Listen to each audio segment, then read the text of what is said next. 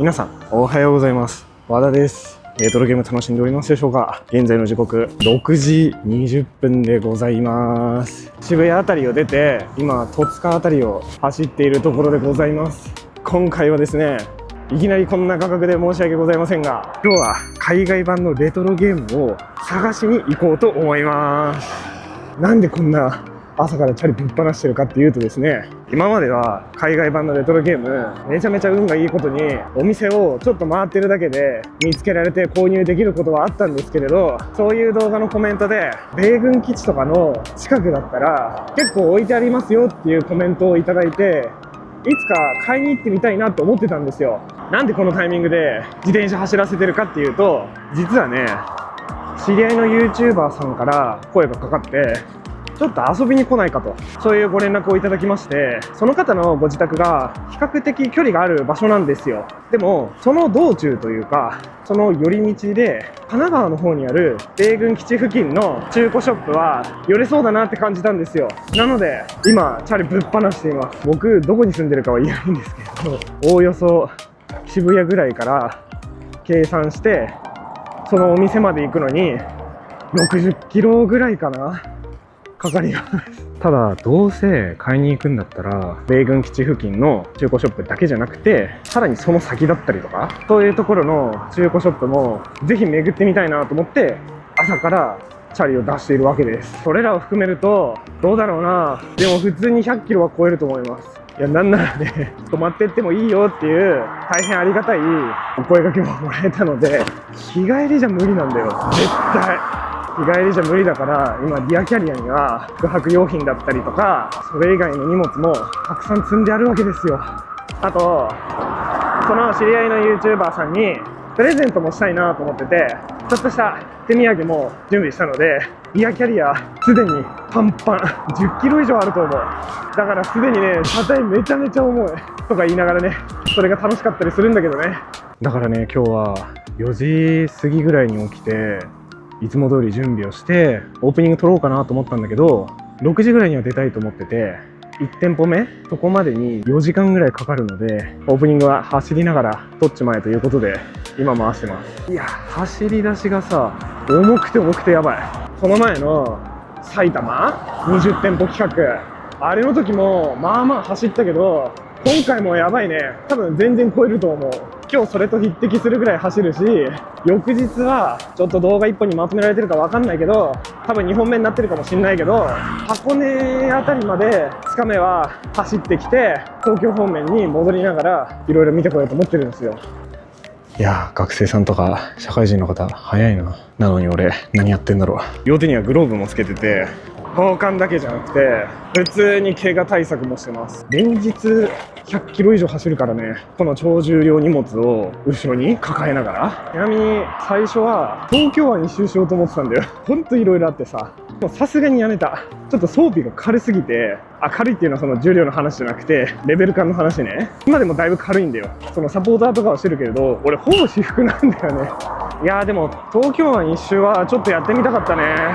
でもあれなんだよ、計算したら3泊4日ぐらいになりそうだった。お店の件数も多かったし、俺の場合さ、ただ長距離ライドするだけじゃなくて荷物抱えながらお店を寄っていくっていう感じになるから、あとね、寒いんだよね、まだまだ。やっぱり今これ撮影してるのが2月の頭なんですけど、やるにしてももうちょっと暖かくなってからの方がいいっすね。最近さ、自転車であちこち買い物行くから、今まで以上に自転車楽しくなってきちゃって、ロードバイク欲しいね。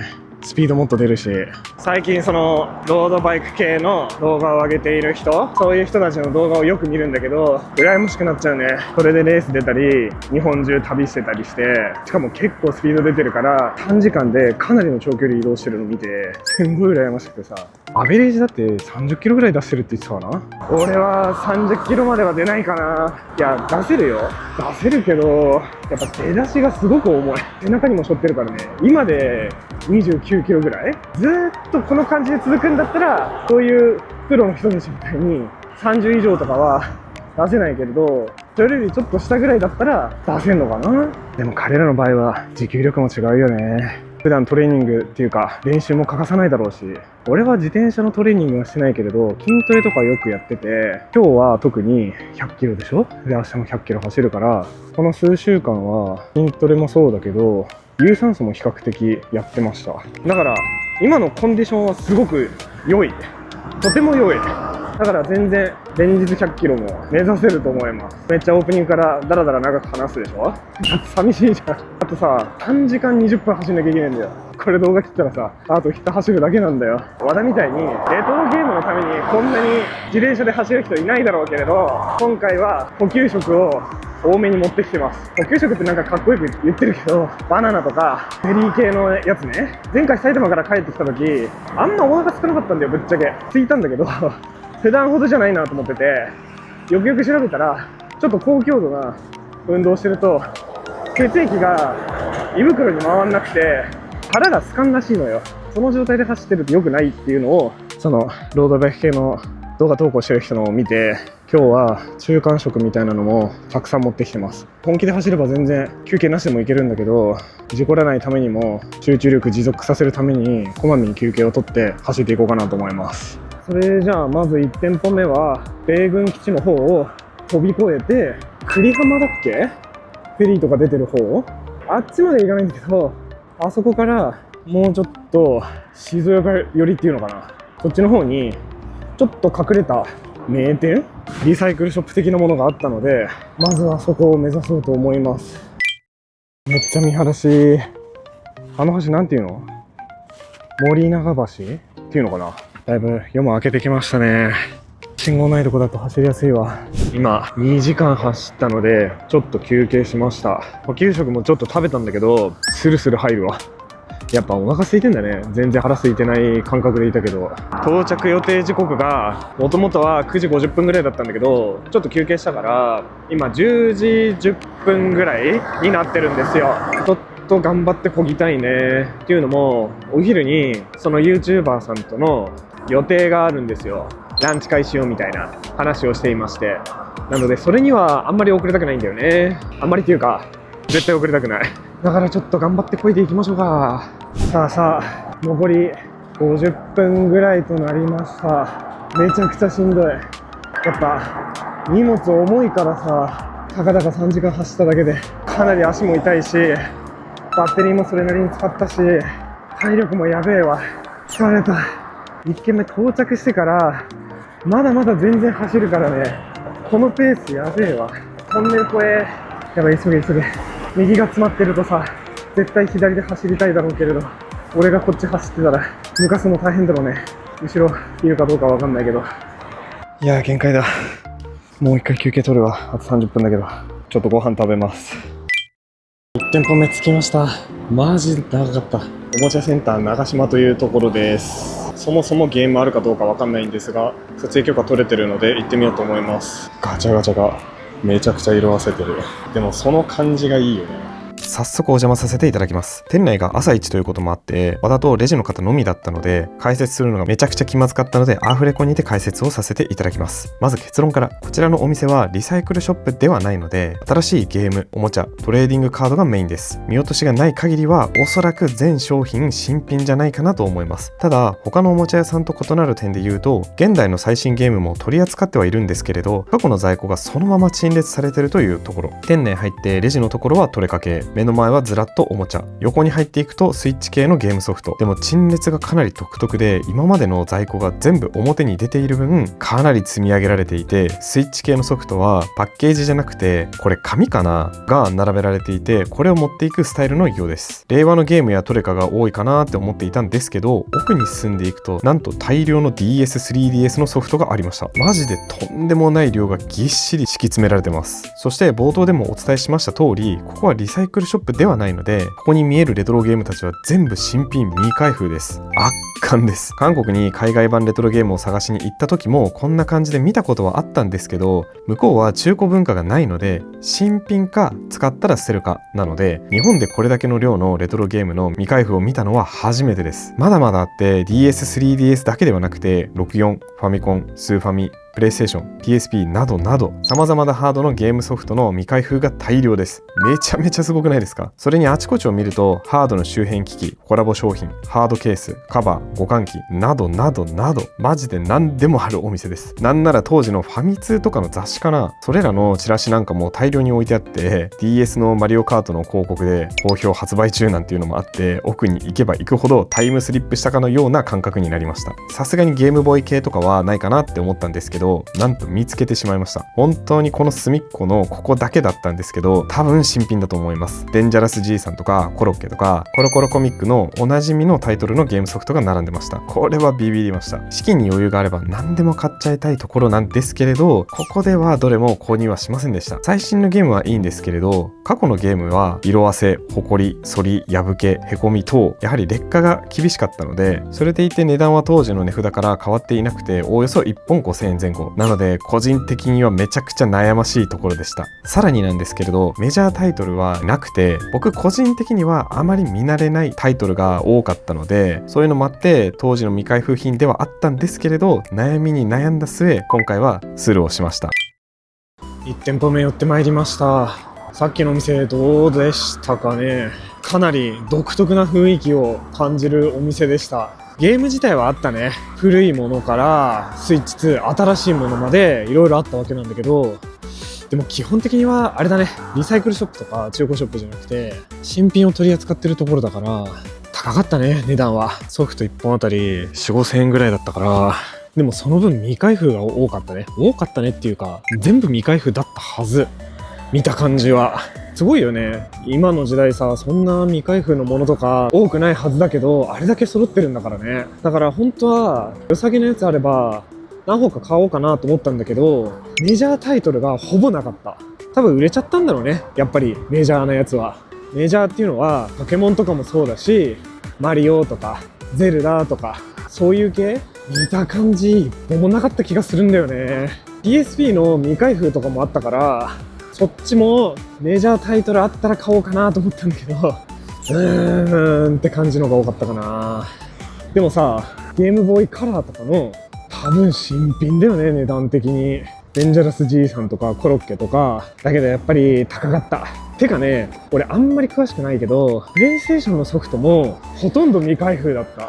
プレイステーションはちょっとわかんないんだよな、俺。それこそメジャータイトルじゃないとどんなものかっていうのが全然判断できないからスルーしました。ちょっと珍しいのはあるはあるんだよ。 DS ライトのケースとかカバーとか、 DS ライトに限らないけれどいろんなゲームハードのケースとかカバーがあったから、そういうのも買ってみてもよかったんだけど、だいたい3000円ぐらい。色あせがすごくてさ、とはいえ綺麗なやつで手に入るだけでも十分だと思うんだけど、結構買わなかったな今回は。ということで次はブックオフに行こうと思います。次のブックオフはまだね、米軍基地前とかそういうところではないんだけれど、近いは近いからね。てかね、今日も含めてなんだけど、どこまでお店寄れるのか、撮影を続行できるのか分かんなくなってきた。っていうのもめちゃくちゃ足が痛い。マジ痛い。さっきのお店さん入る直前ぐらいまでがすごいピークで痛くて、もう焦げないぐらい痛かったんだよ。お店寄りながら休めたからちょっと回復してるけれど、いやどうだろうね。結構コンディション厳しいね。ていうか坂道きつい。おかげでさ、バッテリーめちゃめちゃ使ったから切れそうなんだよね。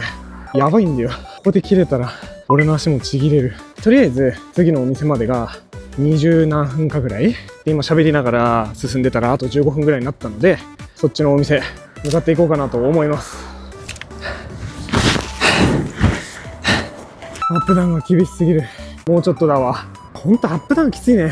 ちょっと筋トレとか有酸素運動したぐらいじゃ足りないわ。あ、見えた。着いた。ブックオフ横須賀サハラ店です。は音声のみで行こうと思います。めちゃくちゃ広い。ゲームもそうだけど PC 関連、テレビ、ガジェット何でもあるわ。目の前に PSP とかビータとかあるわ。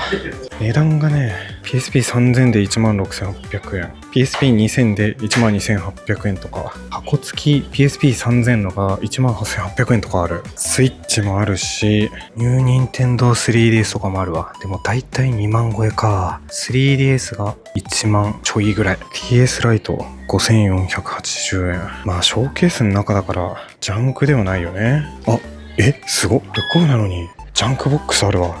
すげえ。ハードオフのイメージなんだけど、3DS のジャンクで7,500円ぐらい。こっちもそうか、6,580円。でも相当痛みやばいわ。640ね、本体。コントローラーと一緒で5,480円か。ゲームボーイのソフトは1本300円均一かな？違うわ。ラベルなしが300円で、ラベルありが金額ありってことか。なるほどね。実はこういうところに入ってたりするのかな、海外版とか。ざっと見てる感じはいつも東京とかで見ているメンツだな。ゲームキューブとかファミコンスーファミのジャンクボックスもめっちゃある。すげえな。ジャンクもうちょっと安かったら嬉しいんだけどな。結構がっつり値段するね。しょうがないね。でもプレイステーション系のソフトも、うわ、1本100円だって。安っ。プレイステーションそんなに安いんだ。ラベルなし100円。なんか面白そうなのあったら買ってこうかな。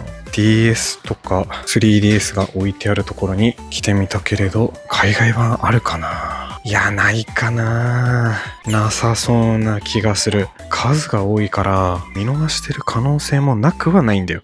やべえの見つけたわ。プレイステーション本体が今1台だけ売ってて、初めてかも、この値段。本体ね。本体1台で91円だって。すごいな。記念で買っていきたいけれど、今この足がボロボロの中で買っていくわけにいかないな。ジャンクのプレイステーションいっぱいあるからな。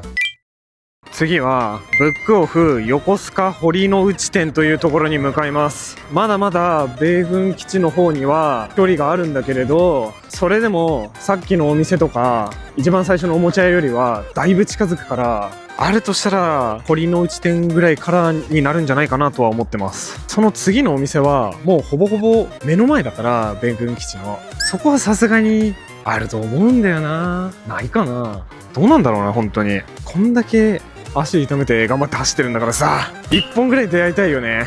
こんなに頑張って走って、実は外国人観光客が一番集まる秋葉原の方が効率よく集められますよってなったら悲しいじゃん。せめて何本か見つけつつ、ちょっとお得に買いたいよね。埼玉の20店舗企画、あれがいかに楽だったか今気づかされたわ。お店にちょいちょい寄るだけで足の休憩になってるわ。今超楽だもん。漕ぎ続けるっていうのは良くないね。国道16号、このまままっすぐ行くと本当は横浜と。今日はそこまでは行かないけどね。着きました。近すぎてこんな価格で申し訳ないんですけれど、見ていこうかなと思います。わあ、あるわあるわ。ブックオフさんなんですけれど、ジャンクボックスもあるわ。今ショーケースの前に来てて、ゲームボーイポケットが11,800円。うわ、ニューニンテンドー 3DS LL がもう3万以上だよ。サファイアが2,180円。ちょっと安いぐらい。ファイアレット高っ。4,380円だ。リーフグリーンも同じぐらいする。箱付きのゲームボーイアドバンスのソフトもあるけれど、ゼルダの伝説、神々のトライフォースアドバンスのやつ 7,580 円だって。箱付きだけどさ。いや、高いね。今見てるショーケースのところに海外版のソフトはなさそうだな。さすがにジャンクボックスの中にはないと思うんだよね。プレイステーション2のジャンクボックスもあって、でも1本100円とかだ。安っ。大体100円だ。安い安い。オールドソフトって書いてある。スーパーファミコン、あと64とか。アドバンスのソフトがあって、すごいきっちり並べられてるけど、海外版はないかな。マジか。期待してたんだけどないかな。そっか。待って、まだあるわ。他にも全然違うところにまだあったわ。いやー、でもないな。スイッチもワンチャン見てみる？見てみてるけれど、全部日本語。ダメ元で聞いてみようかな。海外版のゲームソフトありますかって。どんな客だよって恥を忍んで聞いてみよう。すいません。ゲームで海外版のものとかってあったりしますか？はい。そもそもそれ。そうですね。ありがとうございます。どうも。マジかよ。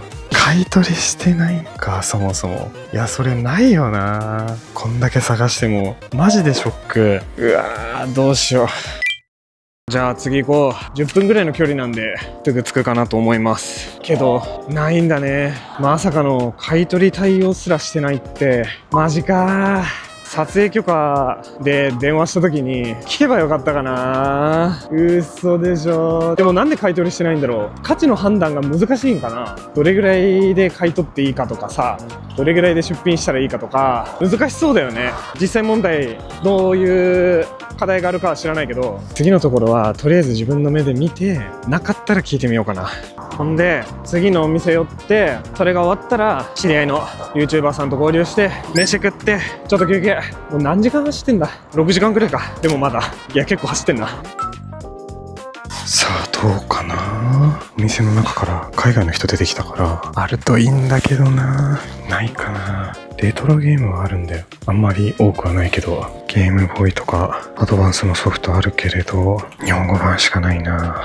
ここも買い取りしてないのかな。うわ、ないかも。カードの方が多い。聞いてみようかな。すいません、こちらって海外版のゲームとかって買い取りしてます？買い取りを基本して。ありがとうございます。ないか。マジで残念すぎる。こんだけ走ったのに。もうワンチャン海外の人に声かけて交換してもらった方が早いぐらいな気がしてきた。とりあえず今日まだ寄るところはあるんで、午後のことは後で考えようと思います。よっしゃー、第2ラウンド開始。先ほど13時ぐらいに知り合いの方と合流してお昼ご飯を食べまして、なんだかんだ3時間ぐらいかな。結構休憩をしました。バッテリーも充電して足も休めたのでかなり回復できました。その方の家に今日宿泊する用の荷物とかを置かせていただいたので、車体めちゃめちゃ軽いです。やっぱ重さって重要だわ。漕いでて負担になんないわ。けど今日の取れ高がねないんですよ、一つも。だって海外版買い取りしてないって言われちゃったらさ、かといって明日の分も動画に含めちゃったらめちゃめちゃ長い動画になっちゃうし、ということでもうちょっと頑張ろうと思います。次向かうところは逗子茎って読むのかな。そっちにもブックオフがあるので行こうかなと思います。来ました。撮影許可取れてないんで音声のみで行きます。海外版あれかな、どうだろうな。ショーケースもなさそうな気がする。すいません、こちらって海外版のゲームとかって買い取りされてたり販売されてたりしますか？基本的にはやってないです。わかりました。ありがとうございます。絶望的すぎる。もうないわ、これは。ただ最後の望みをかけてもう1店舗だけ行こうかなと思います。もう1店舗のところはね、品揃えは間違いないんですよ、絶対に。事前に調べた感じだと外国人観光客の方がメインで寄られてるようなお店らしいんですよ。ネットで見た時も値段はちょっと高いんですよ。ただ品数がすごいっていう感じ。ほんでそこは海外版のレトロゲームを狙うみたいな感じで寄るつもりはなかったんだけれど、海外の方が多いんだったらありそうっちゃありそうだよね。でもどうだろうな。てか探し方間違えてないかすごく心配だわ。よく思い返せばなんだけど、海外版のゲームを取り扱ってるところって基本的にハードオフなんですよ。僕ブックオフを巡ってる時点でそもそも間違いな気がする。とりあえず次のところは撮影許可もらえ撮影許可取れてるんで、着いたら紹介しようと思います。着きました。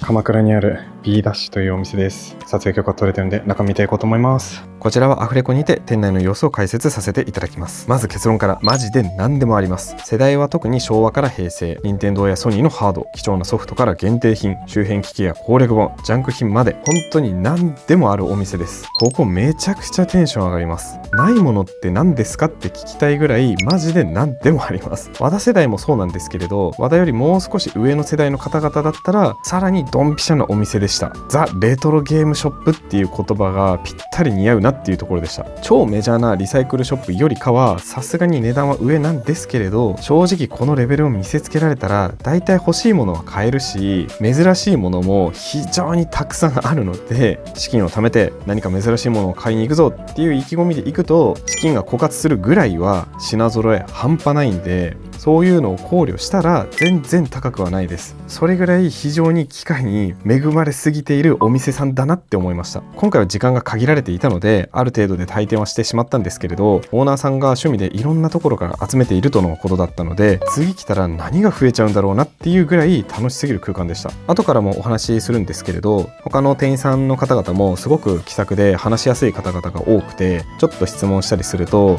快く答えてくれますし、何よりゲームに関する知識が豊富で何を聞いてもすぐに答えてくれるので、楽しすぎる空間でもありながらめちゃくちゃ頼りになるお店だなって思いました。お疲れ様です。帰ってまいりました。めちゃめちゃ疲れた。行く時はまだ良かったんですけれど、足が痛すぎた。本当に。というわけで、いろいろお店を寄ったわけですが、いやー、ないね。海外版のゲーム。全然ない。最後のお店だけどうだったかっていう結果を紹介してなかったので、共有しようかなと思います。じゃーん！あったよ。海外版のゲーム。マジで嬉しい。本当に。なんとかなった。最後諦めないで鎌倉まで走ってよかった。報われたね。ちょっと紹介しましょうか、1個ずつ。まずはこちら。これゲームボーイのマリオの6つの金貨の中国版になります。チャイナバージョンって書いてあります。お値段8400円。実はですね、これから紹介するソフトもなんですけれど、一通り見てなくて、お店の人に聞いたんですよ。ありますよって普通に言ってくれて、棚から探してこれですって言って紹介してもらって見つけることができました。動画でもお見せしている通り、品揃えすごいんで、僕自身一人じゃ見つけきれなくて、お店の人に協力していただいて見つけることができました。マジで嬉しい。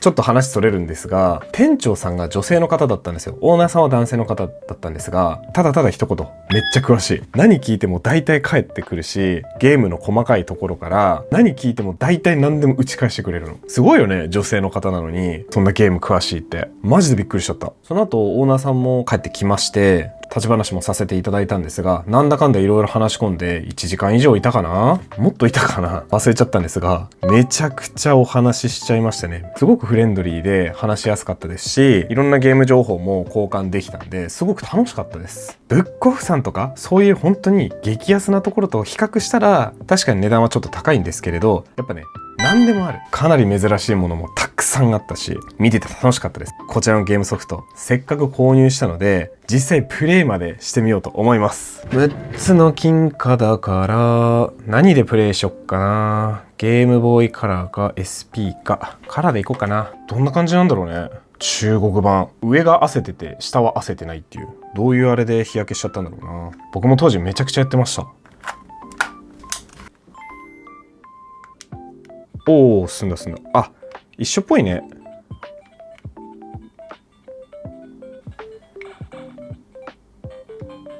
はあ、はいはいはい。てけてけてー。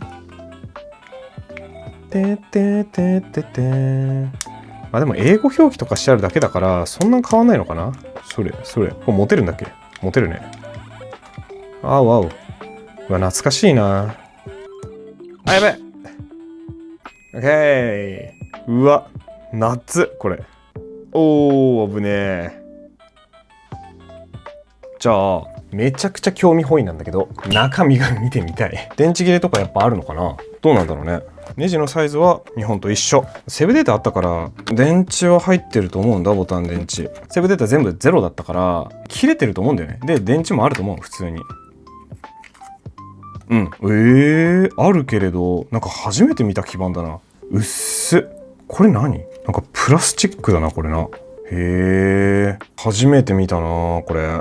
どのゲームソフトもこのボタン電池がこっちじゃなくてだいたいこっちなんだよね。左側なんだ。非常にシンプルな基板ですね。変えちゃおうかな。せっかく開けたし。ささっとやっちゃおうね。ささっと。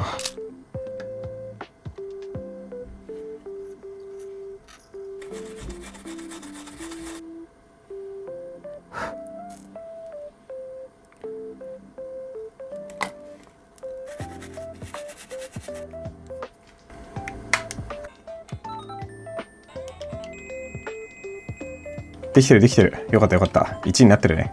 電池交換は OK なんだけれど、ずっとこの電池を入れとくとまた電池切れになっちゃうので、プレイする時につけようかなと思いますので、一旦外します。中国版のマリオの6つの金貨でした。次いきます。次が本命ですよ。それがこちら。なんと海外版のゼルダの伝説ムジュラの鐘。やばくねこれ。お値段が18,000円です。開けてみましょう。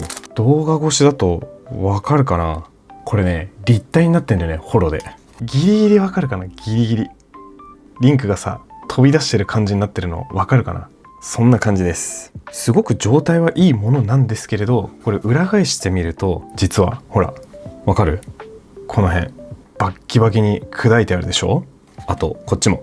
これはですね、分かってて購入をしました。僕もこれ分かんなかったんですけれど、そこの店員さんに確認をしたら、海外版の64のソフトって日本の64の本体でプレイはできるんだけれど、形が合わないらしいんですよ。だけどこういう風に当たってしまう部分をカットしてあげると日本の64でもプレイできるようになるらしいので、多分これを持ってた人は海外でこれを買ったんだろうけれど、日本国内の64で遊ぶためにここを切っちゃったと思うんですよ。実際その買い取りする時もそういう風に聞いたらしくて、プレイは通常通り可能らしいです。ていうか中身見てみていい？どんな感じなんだろう。今回一緒に見てくれるのはこちら、ポケモンスタジアム。早速裏側見てみると、横の幅は一緒な気がする。気になるここなんだけれど、どうだろうね。削っちゃってあるかわかんないけれど、形状がやっぱり違かったのかな。はいはい。あ、これ引っ掛け具か。だからそうなってんのか。ここまで削っちゃったんだったらこれも取っちゃえばいいのにと思ったけど、これで引っ掛けてあるのか。せっかくなんでこっちも開けてみようと。どんな違いがあるんでしょうね。ムジュラの仮面、日本語版のやつ持ってくればよかったけど、倉庫の方に置いちゃってるからさ、引っ掛けるところまでは一緒っぽいですよ。64ってちょっとむずいんだよね。ネジもそうだけどパコってはまってる感じもあったはず。なんか壊しちゃわないかな俺。大丈夫かな。なるほどね。シンプル。ポケモンスタジアムめちゃ綺麗。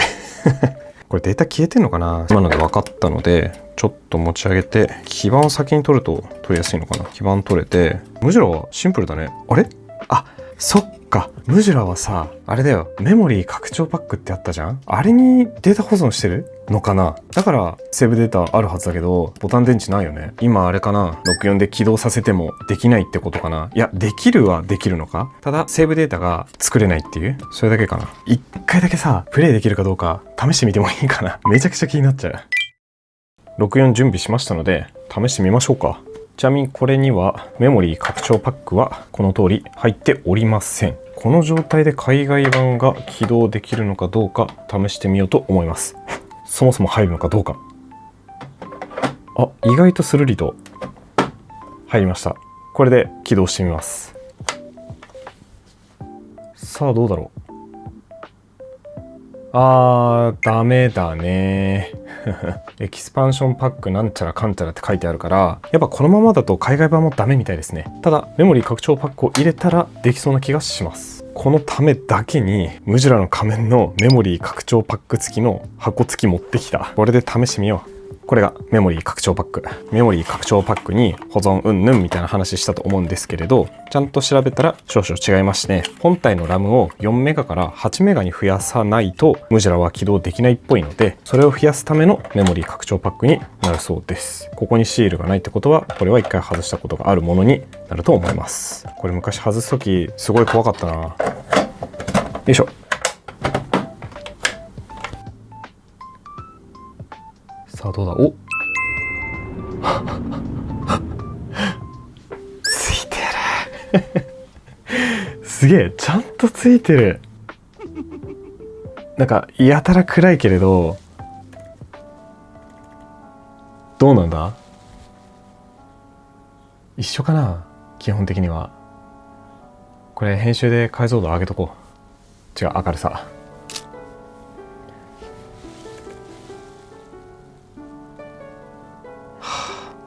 やばい懐かしいな。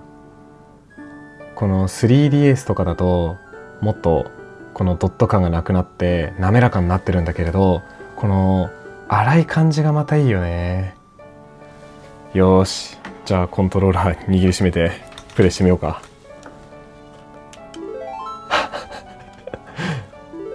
普通にできるわ。データ残ってる。マイバグちょっと読めないんだけれど、データ残ってるわ。海外の踊るわだけ倒してるわ。でこっちはゴートだっけまで倒してて、これハートのかけらの4分の2とか、こっちが4分の3だっけ、ここまで集めてるって見れるんだね。日本語版だとそこまでできなかったはず。ザ・ファーストデイ。すげえ。やべえ。操作は一緒だね。当たり前だけど。すげえ。いや、この感動を伝えたくてさ、こそこそ話して話すんだけど、うわ、やばい。懐かしさと、この海外版っていう感動。あ、出た出た。ちょっとお客さん困るピーって言ってるとこね。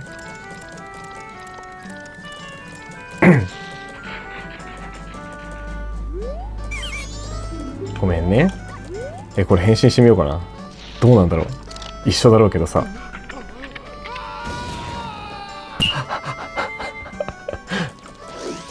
一緒だね。声とかどうなんだろう。あ、やっぱ一緒だね。基本仮面も一緒ですと。配置も一緒だよね、多分ね。まだ2つだけか。ということで、海外版のムジュラの仮面、無事起動もできたし、海外の方のデータがそのまま残っておりました。いや、これ嬉しいわ。ちゃんと起動確認もできたし、セーブもできてるってことだもんね。ということで、いかがでしたでしょうか。今回は海外版のレトロゲームを自分から探しに行ってみました。めちゃくちゃ時間はかかったものの、なんとか2つだけ購入することができました。最後に海外版のレトロゲームを探す時のポイントをまとめて終わりにしようかなと思います。動画からの事実だけで言うと、基本的に海外版のレトロゲームを買い取りしているお店はほぼありませんでした。